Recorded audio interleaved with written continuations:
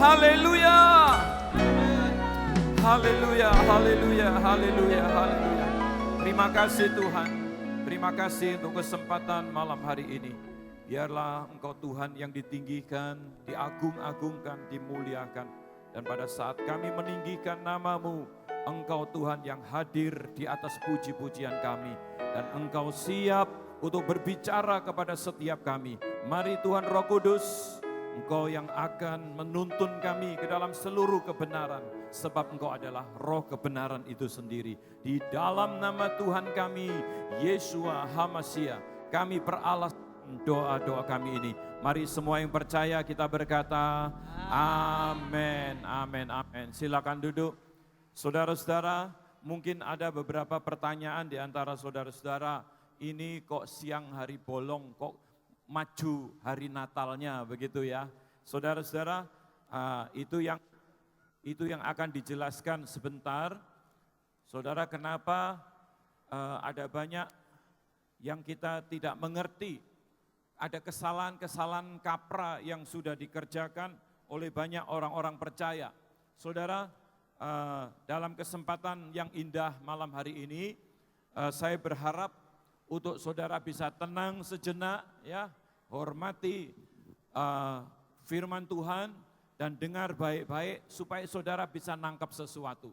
Rugi sudah duduk nunggu dari tadi, muji Tuhan, nyanyi-nyanyi, lihat perform dari anak-anak kita, ya, kemudian kita pulang tidak bawa apa-apa.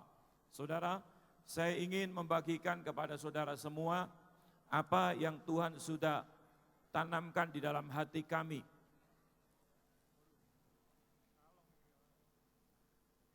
Hari ini, saudara, kalau kita lihat, kita merayakan Hari Raya Pondok Daun atau Hari Raya Sukot, Hari Raya The Feast of Tabernacle, ada yang sebut Tabernacle dan sebagainya. Hari Raya Pondok Daun, itu bahasa Indonesianya. Kemudian di dalam bahasa Ibrani itu Sukot, bahasa Inggrisnya adalah Tabernacles, the Feast of Tabernacles. Saudara, mungkin kita semua masih asing untuk hal ini, tapi saya berharap kita bisa tahu sejak hari ini. Kita ngelihat dulu sekarang arti kata Sukot itu sendiri atau Hari Raya Pondok Daun. Kita lihat ada di dalam Sakarya pasal yang ke-14 ayat yang ke-18 dan 19, di situ dikatakan, dan jika kaum Mesir tidak datang dan tidak masuk menghadap, maka kepada mereka akan turun tulah yang ditimpahkan Tuhan. Kata Tuhan huruf besar semua di sini, kalau saudara perhatikan, kata Tuhan huruf besar ini, kalau saudara lihat di kamus Alkitab di belakang, itu adalah salinan dari nama sesembahan kita semua, yaitu Bapa Yahweh. Kepada bangsa-bangsa yang datang untuk merayakan Hari Raya Pondok Daun. Ayat 19, itulah hukuman dosa Mesir dan hukuman dosa segala bangsa yang tidak datang untuk merayakan Hari Raya Pondok Daun. Saudara, ada orang yang berkata, Hari Raya Pondok Daun ini untuk Israel. Kalau kita baca ayat ini, saudara, dan jika kaum Mesir tidak datang dan tidak masuk menghadap, maka kepada mereka akan turun tulah yang ditimpahkan Tuhan kepada bangsa-bangsa yang tidak datang untuk merayakan Hari Raya Pondok Daun. Yang dimaksud bangsa-bangsa ini adalah saudara dan saya. Bukan cuma orang-orang bangsa pilihan. Ayat 19, itulah hukuman dosa Mesir dan hukuman dosa segala bangsa yang tidak datang untuk merayakan Hari Raya Pondok Daun. Kenapa kita merayakan Hari Raya Pondok Daun? Ya ini alasannya, saudara. Nah, kita lihat lebih jauh, ada 3 hari raya besar yang di dalam Alkitab tercatat di dalam Imamat pasal 23. Hari raya ini yang Tuhan perintahkan untuk dirayakan turun-temurun atau selama-lamanya. Hari raya yang pertama itu adalah Hari Raya Paskah, itu jatuh di dalam bulan pertama yaitu bulan Nisan.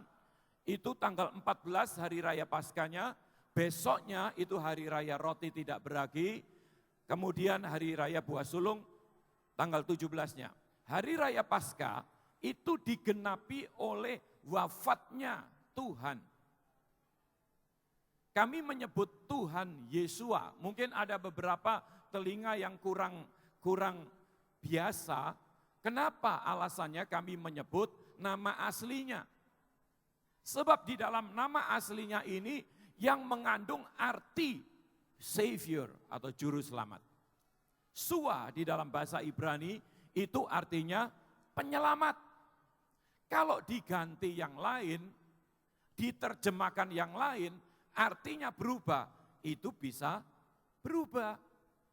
Kalau Petrus sama Kefas, Kefas itu bahasa Ibraninya Kefa, Petrus dari Yunani Petros, artinya sama, batu karang. Tapi kalau Yesua diterjemahkan dengan yang lain-lainnya, artinya berubah.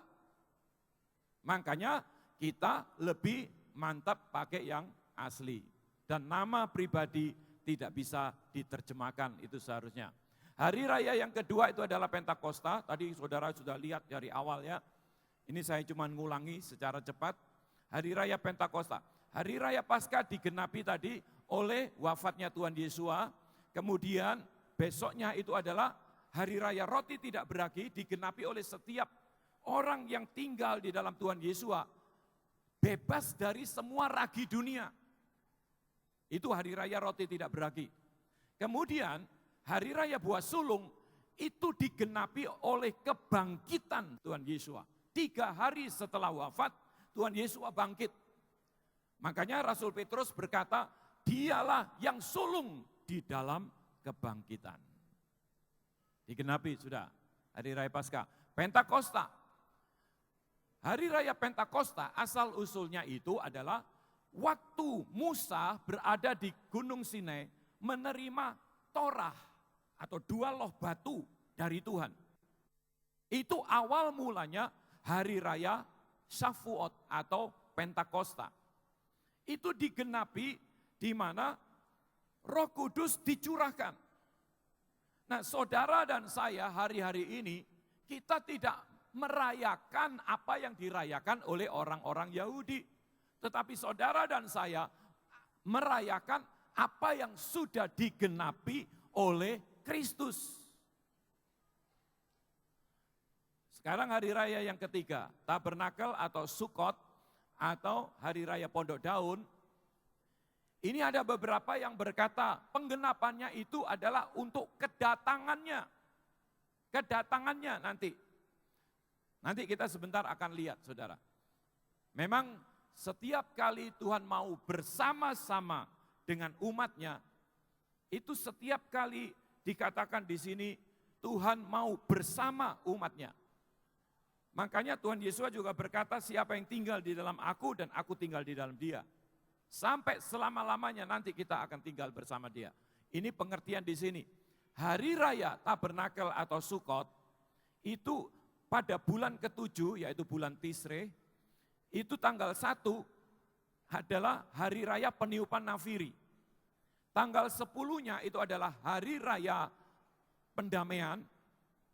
Hari raya nafiri ini lebih dikenal, seringkali kita mendengar kata Rosh Hashanah. Itu hari raya peniupan nafiri. Hari raya pendamaian, seringkali kita mendengar Yom Kippur. Hari raya Yom Kippur.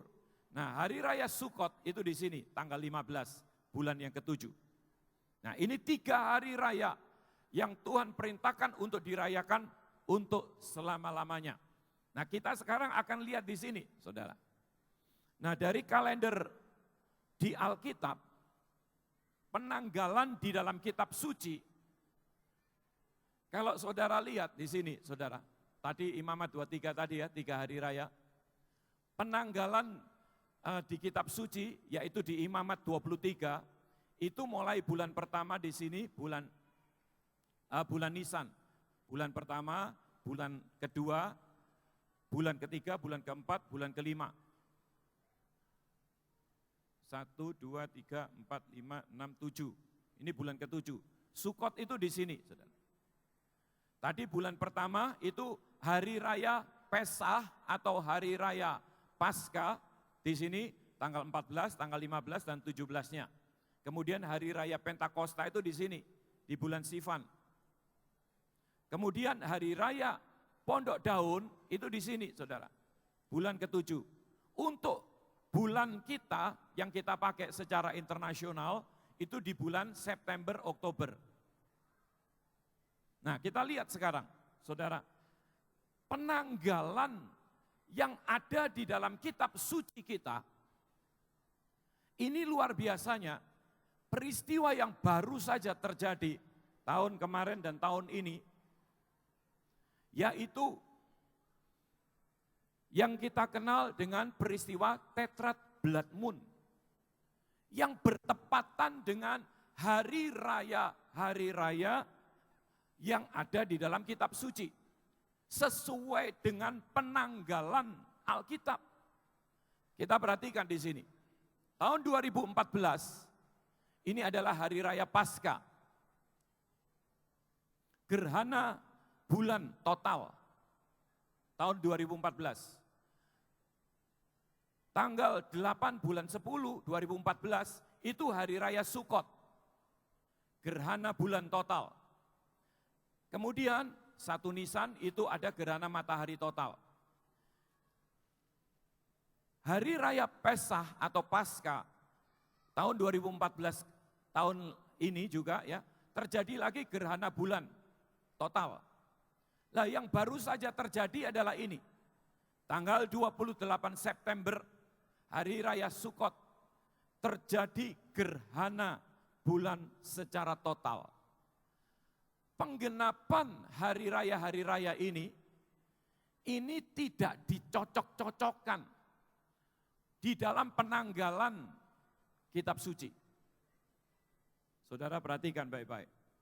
Kita seharusnya bangga karena kita punya Tuhan yang luar biasa.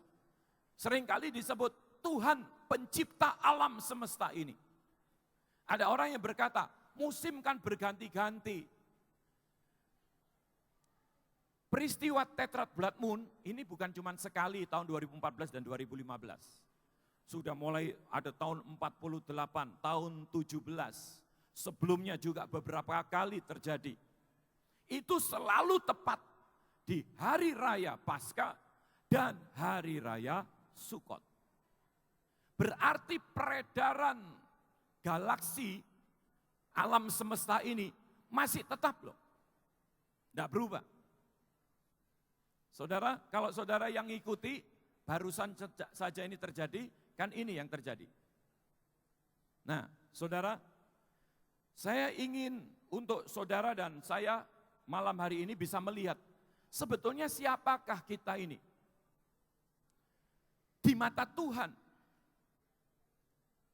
Kalau kita percaya di dalam penanggalan di kitab suci itu, bisa terjadi bahkan NASA secara ilmu pengetahuan ya, itu bisa dihitung, sudah bisa dihitung. Semua bisa dihitung secara pengetahuan, secara histori sudah ada semua. Jadi Alkitab kita itu tidak menentang atau tidak berjalannya itu seiring semua dengan ilmu pengetahuan, dengan sejarah dan sebagainya. Nah, sebentar kita akan menyaksikan satu klip, saudara, tentang alam semesta ini. Perbandingan bumi, saudara merasa bumi ini besar kan? Tapi kalau dibandingkan dengan matahari, itu bumi ini kecil.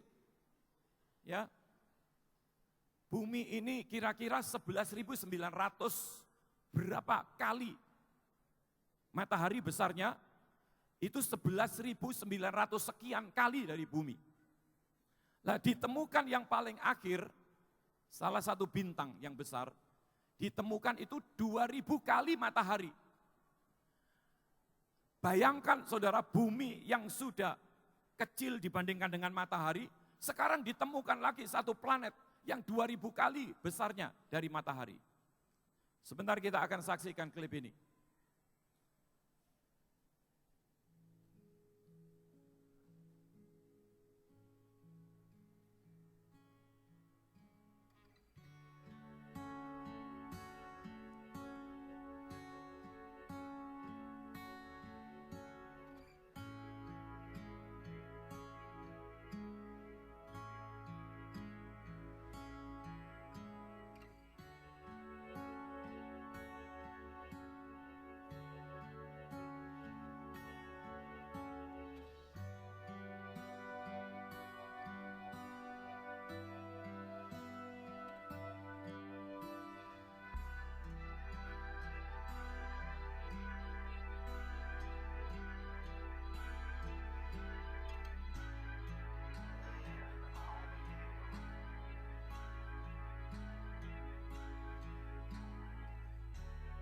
Kita lihat itu bumi tinggal kecil begitu.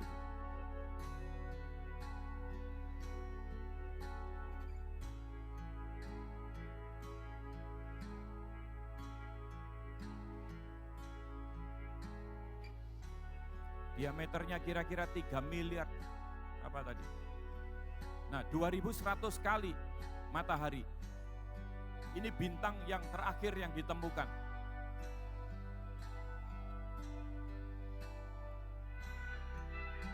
Seandainya bumi adalah kelereng kecil, itu bintang yang ditemukan itu berbentuk bola raksasa.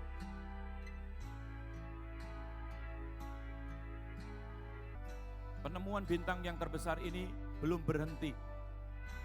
Masih diperkirakan ada yang lainnya. Sampai hari ini yang terbesar diketahui adalah 2100 kali besarnya dari matahari.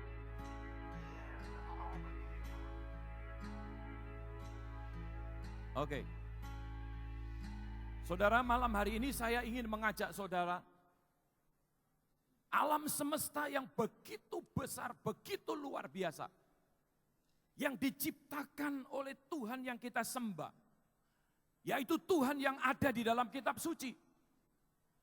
Sebab sampai hari ini, yang terakhir tadi 28 September, peristiwa gerhana matahari, itu masih bertepatan dengan salah satu hari raya, yaitu hari raya Sukot. Pas tanggalnya. Nah, siapakah Tuhan pencipta alam semesta itu? Hati-hati, jangan sampai kita keliru, saudara. Kalender atau penanggalan yang ada di kitab suci, kita semua tahu keselamatan itu datang dari bangsa Yahudi. Berarti, saudara, Tuhan yang ada di dalam kitab suci kita itulah pencipta alam semesta ini. Amin. Di dalam Keluaran pasal 3 ayat 15, di situ dikatakan selanjutnya, berfirmanlah Elohim kepada Musa, beginilah kau katakan kepada orang Israel, Tuhan, saudara perhatikan salinan Tuhan, huruf besar semua, itu salinan dari Yod He Wo He atau pelafalannya Yahweh. Elohim nenek moyangmu, Elohim Abraham, Elohim Ishak dan Elohim Yakub telah mengutus aku kepadamu, itulah namaku untuk selama-lamanya. Itulah namaku untuk selama-lamanya. Kenapa ada banyak orang Kristen tidak mengenal nama Bapa Pencipta alam semesta ini? Karena di sini ditulis Tuhan. Tapi kalau kita cermati lebih teliti, kenapa sih di kitab suci ditulis ada yang Tuhan huruf besar semua, ada Tuhan yang cuma T-nya saja yang besar? Apakah saudara tidak pernah bertanya, loh apa bedanya ini? Kenapa di dalam kitab suci ada Allah huruf kecil, ada Allah huruf besar semua, ada Allah yang A-nya saja besar? Apakah kita pernah mencermati itu? Saudara, ini akhir zaman. Jadilah orang Kristen yang berpikir sedikit. Jangan, oh dari sononya sudah begitu, kita harus ngikuti aja yang dari dulunya begitu. Sebentar dulu. Bisanya begitu, itu kita juga harus ikuti. Dari mana asal-usulnya? Makanya kita perlu smart, kita perlu untuk bisa mengkaji semua yang ada tertulis di dalam kitab suci. Dari sini kita bisa tahu, saudara, Elohim nenek moyangmu, Elohim Abraham, Ishak, Yakub. Jalurnya kalau di dalam silsilah, saudara perhatikan ya, dalam silsilanya kita bisa lihat di sini silsilanya. Nenek moyang itu Adam, Hawa sampai Henoh, kemudian turun ke Abraham, Abraham, Ishak, Yakub. Abraham dipanggil keluar dari Ur Kasdim, kemudian selalu dikatakan, akulah Tuhannya Abraham, Tuhannya Ishak dan Tuhan Yakub. Apakah kita pernah berpikir, kenapa kok selalu disebut Abraham, Ishak, Yakub? Kita harus tahu jalurnya, saudara. Akulah Elohim nenek moyangmu, Elohim Abraham, Elohim Ishak, Elohim Yakub. Yakub ini yang melahirkan Israel, karena namanya diganti Israel, melahirkan 12 suku, sampai keturunan di Tuhan Yesua. Saudara bisa baca di dalam Injil Matius pasal pertama. Itu ada 42 keturunan dari Abraham sampai Kristus. Dari Abraham sampai ke Kristus. Injil Matius pasal pertama. Saudara bisa baca nanti di rumah. Jalurnya ini, saudara. Akulah Yahweh, Elohim nenek moyangmu, Elohim Abraham, Elohim Ishak, Elohim Yakub, sampai kita yang ada beriman kepada Tuhan Yesua, maka berkat Abraham itu juga turun atas kita. Jalurnya harus ini, saudara. Kalau jalur ini berarti Tuhannya adalah Tuhan pencipta alam semesta yang ada di dalam kitab suci. Tapi kalau jalurnya ini, oh dari Abraham, tapi bukan Ishak, Yakub, belok ke sini, Ismail. Ismail ini yang melahirkan suku Nebayot, Kedar, dan sebagainya. Dan yang kita kenal sekarang, seringkali kita berkata, saudara sepupu kita itu, oh itu kaum Kedar, kaum Nebayot. Dan di sini jalurnya bukan Ishak, Yakub, sampai Israel, sampai Tuhan Yesua. Makanya kita perlu berhati-hati. Tuhan kita beda dengan yang disembah oleh Bani Kedar, Bani Nebayot. Kita harus punya ketegasan. Kita harus mengerti dari kitab suci. Beda, saudara. Nah, kita lihat lagi sekarang. Pertanyaannya, apakah 25 Desember itu hari lahirnya Tuhan Yesua? Saudara, kita manusia yang tinggal di bumi yang kecil tadi dibandingkan dengan matahari, itu sudah 11.900 sekian kali matahari besarnya. Matahari ditemukan lagi bintang yang lebih besar lagi, yang besarnya 2.100 kali. Nah, kalau bintang atau planet yang ditemukan dibandingkan dengan bumi ini tadi, betapa kecilnya bumi. Saudara dan saya salah satu penghuni di bumi ini, lebih kecil lagi. Kita manusia lebih kecil lagi, enggak nampak saudara. Nah, otak kita sebesar sekepal tangan ini, jauh lebih kecil lagi. Tapi banyak orang otaknya tidak lebih besar dari sekepal tangan, mau minteri Tuhan. Siapa kita? Yang menjadi pertanyaan sekarang, apakah 25 Desember hari lahir Tuhan Yesua? Akan dijelaskan bahwa kelahiran Tuhan Yesua di hari raya Sukot, kira-kira September-Oktober. Jadi tanggal 25 Desember tersebut adalah peringatan hari kelahiran Dewa Matahari sejak zaman pemerintahan kerajaan Romawi. Sukot itu artinya kemah, gubuk, kandang. Jadi sudah dinubuatkan kalau Tuhan Yesus lahir di kandang. Mulai Kejadian pasal 33 ayat 17. Dituliskan di situ, saudara. Kejadian 33 ayat 17. Ini adalah nubuatan tentang Sukot. Dikatakan di situ, ya lanjut. Nubuatan tentang kata Sukot, Kejadian 33 ayat 17. Tetapi Yakub berangkat ke Sukot, lalu mendirikan rumah, dan untuk ternaknya dibuatnya gubuk-gubuk. Itulah sebabnya tempat itu dinamai Sukot. Kata gubuk-gubuk ini dalam bahasa Ibraninya adalah Sukot. Yang bisa kita terjemahkan kandang. Jadi Tuhan Yesua lahir di kandang, itu bukan karena tempat penginapan sudah penuh, tapi Alkitab sudah menubuatkan jauh sebelumnya. Yang pertama, itu bukti dari kata Sukot, menggenapi kelahiran Tuhan Yesua di kandang. Kemudian saudara, sekarang coba kita belajar juga untuk hitung-hitungan. Tuhan Yesua mulai pelayanan usia 30 tahun, itu ada ayatnya. Lukas pasal 3 ayat 23. Ketika Tuhan Yesus memulai pekerjaannya, ia berumur kira-kira 30 tahun dan menurut anggapan orang, ia adalah anak Yusuf, anak Eli dan seterusnya. Ya, kita semua tahu, anak-anak sekolah minggu tahu.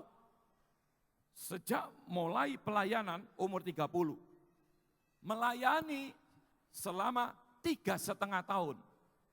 Berarti berumur 33,5 tahun waktu wafat di atas kayu salib. Dan wafatnya itu menggenapi hari raya Paskah tadi. Hari raya Paskah kira-kira Maret April kalau bulan kita. Nah, umurnya tahu 33,5, wafatnya tahu di hari raya Paskah Maret April, seharusnya lahirnya akan tahu. Saya seorang arsitek, saya seorang eksak, kalau sekolah dulu IPA jurusannya, kalau orang IPA itu 1 tambah 1 ya 2. Tidak ada 1 tambah 1, oh 11 itu, strip sama strip jadi 11. Itu penafsiran yang kadang-kadang bisa membuat kita tambah bingung, saudara. Bisa dihitung kok. Umurnya tahu, meninggalnya tahu, lahirnya kan tahu toh. Benar gak? Ayo saya ajak mikir dulu. Yang sudah habis rotinya mungkin mikirnya lebih ya. Umurnya tahu, meninggalnya tahu, lahirnya kan tahu. Nah, saya akan tolong saudara. Ini di sini ada grafik. Saudara perhatikan ya, lahir di sini 30 tahun mulai pelayanan. Pelayanan selama 3,5 tahun. 3,5 tahun di sini. Wafat bulan Paskah. Kira-kira April, Maret April. Jadi umurnya 30 ditambah 3,5 tahun. Umurnya tahu 33,5 tahun, ya. Wafatnya tahu, kita mundurkan aja dari Paskah ke Paskah. Berarti ini 33 tahun. Ayo, 33 tahun di sini. Dari tahun 33 kali, Paskah sampai 33 kali sampai sini. Sekarang masih ada sisa di sini. Sisanya berapa? 6 bulan. Tadi kan 33,5, 6 bulan. Nah ini lahirnya. Coba di sini Paskah ke Paskah, Maret April, mundurkan 6 bulan. Jatuhnya di Sukot. Paham enggak, saudara? Umurnya tahu, wafatnya tahu, mundurkan saja. Jadi dari Paskah selama 33 kali Paskah mundur sampai di sini sisa 6 bulan. Jadi di sini Maret April kan? Maret April mundurkan 6 bulan. Lahirnya di sini. Itu adalah bertepatan dengan hari raya Sukot. Amin. Tepuk tangan buat Tuhan kita.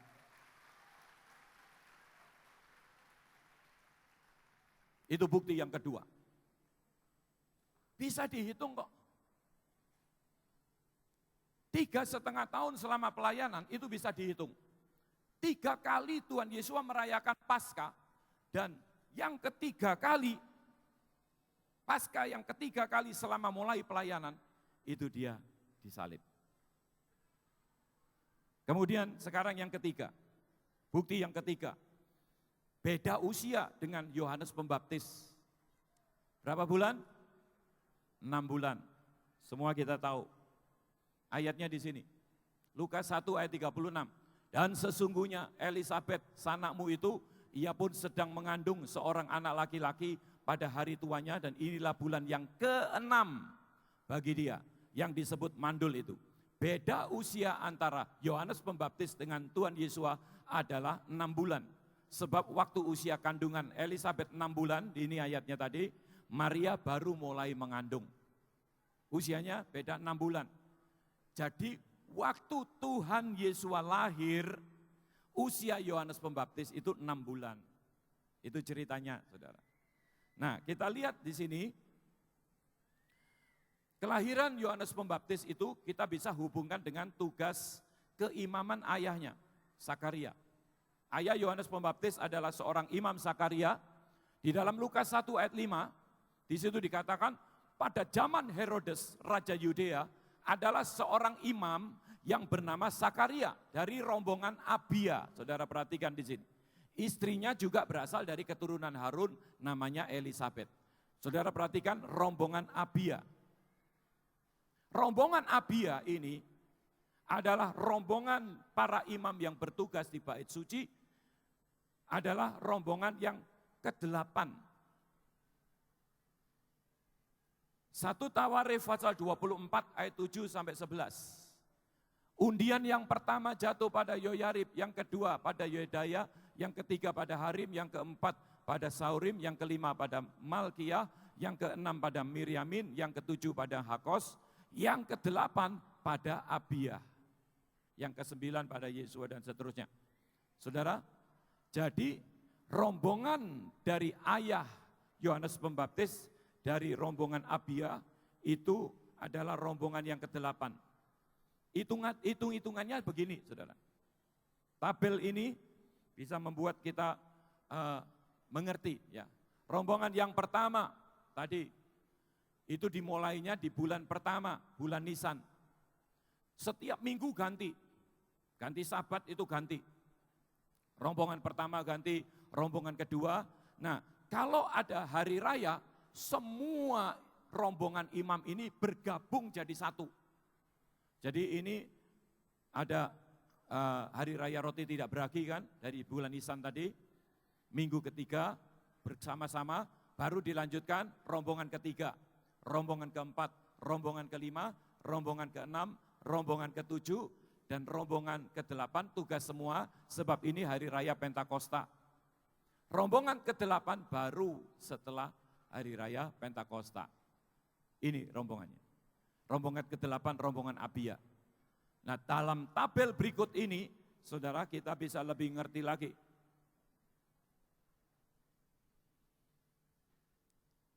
Kalender Yahudi ini ya, bulan pertama Yahudi bulan Nisan tadi, hari raya Paskah, Maret April kalau kalender kita, itu adalah kelahiran Yohanes Pembaptis. Dari sini kita bisa tahu. Tadi, saudara, waktu Maria mengunjungi Elisabet, dihitung 9 bulan, lahirnya di sini, Yohanes Pembaptis. Itu di bulan Nisan, hari raya Paskah. Nah, beda usia Tuhan Yesus dengan Yohanes Pembaptis itu 6 bulan. Pada saat Tuhan Yesus mulai dikandung di sini, ya, sampai lahir, saudara, kalau kita lihat di sini, Tuhan Yesus bedanya 6 bulan. Jadi bulan ke-6 di sini, Tuhan Yesus mulai dikandung. Waktu Elisabet mengandung 6 bulan, Maria mendatangi Elisabet. Ini mulai kandungannya. 1, 2, 3 sampai 9 bulan, kelahiran Tuhan Yesus di bulan Tisri, September, Oktober. Ini bukti yang ketiga. Saudara, ini secara garis besar kita bisa memberikan kesimpulan bahwa kelahiran Kristus, kelahiran Tuhan Yesus itu di hari raya Sukot. Sekarang, kalau kelahirannya kita tahu di hari raya Sukot, bagaimana dengan kedatangannya? Ini yang penting. Kalau hari raya Sukot itu dihubungkan, digabung ada 3 hari raya kecil, 2 hari raya kecil dan hari raya Sukot, hari raya yang besar. Tanggal 1 itu ada hari raya peniupan nafiri, tanggal 10 hari raya pendamaian, tanggal 15-nya hari raya Sukot. Semua ini menubuatkan tentang kedatangan Sang Mesias yang akan datang. Tapi hari raya Sukot itu sudah digenapi waktu Tuhan Yesus datang yang pertama, waktu lahir di bumi ini. Tadi hitung-hitungan tadi. Akan digenapi lagi nanti pada saat kedatangannya. Banyak orang memprediksi tahun ini katanya. Waktu kemarin, pergantian dari tahun Smita ke tahun Yobel.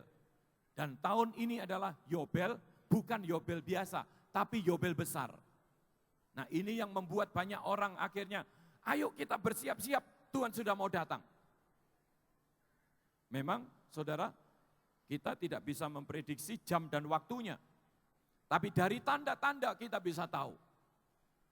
Berita ini sekalian kita juga bisa mendengar bahwa Tuhan Yesus akan datang kembali di hari raya Sukot. Bagi kita yang menanti-nantikan, ayo kita lebih sungguh-sungguh, kita lebih lagi berjaga-jaga, kita lebih lagi untuk mendekat dengan Tuhan, bahkan terus melekat. Ada banyak hal yang kita bisa lihat, kalau hidup kita semakin mengenal Tuhan, kita akan semakin dibawa bahwa memang Tuhan yang besar pencipta alam semesta ini, yang memperhatikan saudara dan saya, siapakah kita? Siapakah kita? Prinsipnya, percayai saja kitab suci yang tidak bertentangan dengan galaksi, perputaran galaksi ini. Bertepatan. Pas pada hari-hari ini.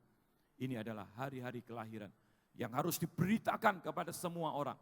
Supaya kita tahu pada saat kita menanti-nantikan kedatangannya, kita itu tidak dibelok-belokkan. Amin. Mari kita sama-sama tunduk kepala. Hamba-Mu sudah menyampaikan apa yang Tuhan tanamkan di dalam hati hamba. Dan biarlah Engkau Tuhan yang akan terus menerjemahkan lebih lanjut.